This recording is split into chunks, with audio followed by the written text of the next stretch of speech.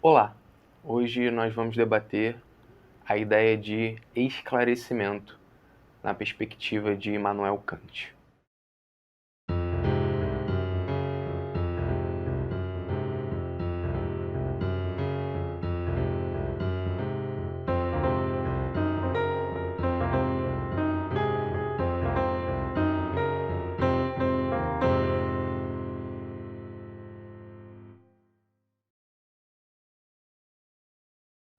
Antes de tudo, é importante introduzir quem foi Immanuel Kant. O Kant nasceu na cidade de Königsberg, no antigo reino da Prússia, em 1724.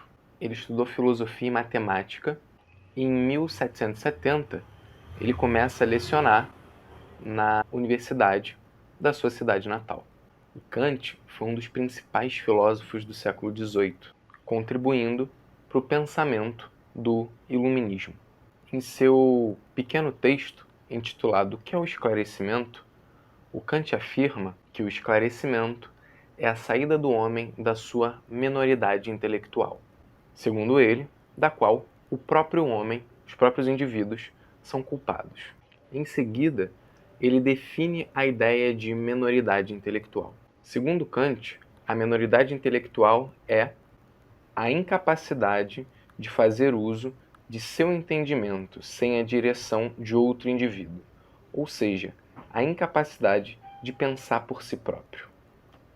Ele traz essa explicação através de um termo latino que ele utiliza nos seus escritos, que é o termo sapere aude, que significa ouse saber. Para o Kant, havia um sentido ético na condição de menoridade intelectual.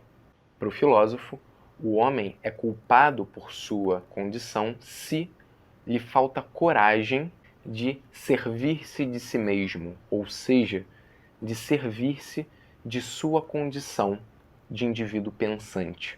O Kant afirma ainda que existem tutores de bom grado, ou seja, grupos, indivíduos ou instituições que supervisionam a passagem dos indivíduos de sua minoridade para sua maioridade intelectual.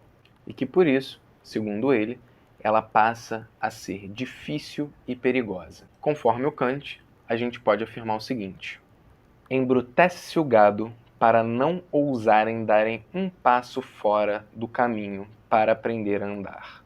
O perigo é afirmado para tornar o indivíduo tímido e atemorizá-lo para não fazer outras tentativas no futuro. A menoridade se torna, assim, quase uma natureza, chegando a criar amor por ela, se tornando incapaz de usar seu próprio entendimento, porque nunca deixaram fazer. Ele afirma ainda que o esclarecimento nada exige, senão a própria liberdade, ou seja, de fazer uso público da razão em todos os aspectos da vida.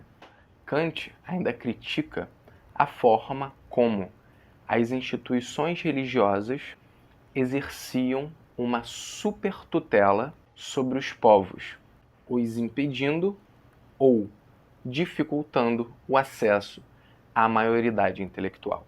Segundo ele, não deveria uma sociedade de eclesiásticos, por exemplo, uma sociedade de clérigos ou uma responsável classe estar autorizada, sob juramento, a comprometer-se com um credo invariável, a fim de, por este modo, exercer uma incessante supertutela e sobre cada um de seus membros e, por meio dela, sobre o povo e até mesmo perpetuar essa tutela, isto é inteiramente impossível, crime contra a natureza humana, cuja determinação original consiste precisamente nesse avanço. Kant afirma ainda que é nocivo recusar o esclarecimento para a própria condição do homem. Isso seria ferir os direitos da humanidade, porque o homem teria uma tendência natural de seguir os caminhos do aperfeiçoamento. Segundo ele,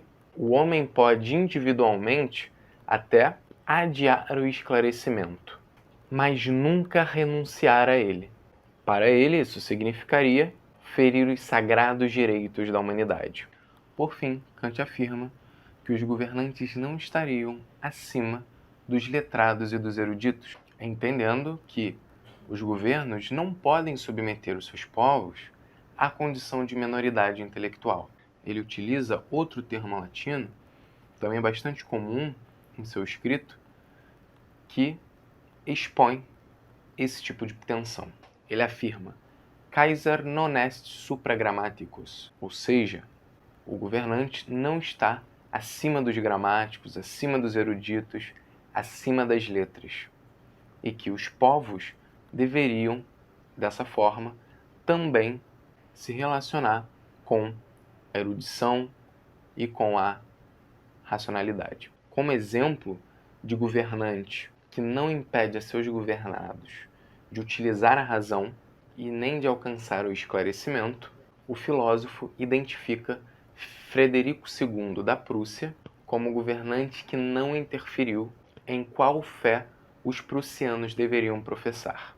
Segundo Kant, Frederico II teria dado liberdade de cada homem utilizar a razão nas questões de consciência moral. Por fim, Kant entende que quando os homens não estão submetidos ao estado de selvageria, eles se desprenderiam por si próprios dessa condição de minoridade intelectual, alcançando dessa maneira o esclarecimento. Ele afirma: os homens se desprendem por si mesmos progressivamente do estado de selvageria, quando intencionalmente não se requinta conservá-los nesse estado. Obrigado por ter assistido o vídeo até aqui. Eu sou Rodrigo Franco, doutor em História Social pelo programa de pós-graduação em História Social da Universidade Federal do Rio de Janeiro. Curta o vídeo, se inscreva no canal, ative o sininho e comente sugestões, dúvidas, vídeos que você gostaria de assistir aqui no canal. Aqui embaixo também vão estar alguns links sobre artigos que eu produzi e livros que eu publiquei.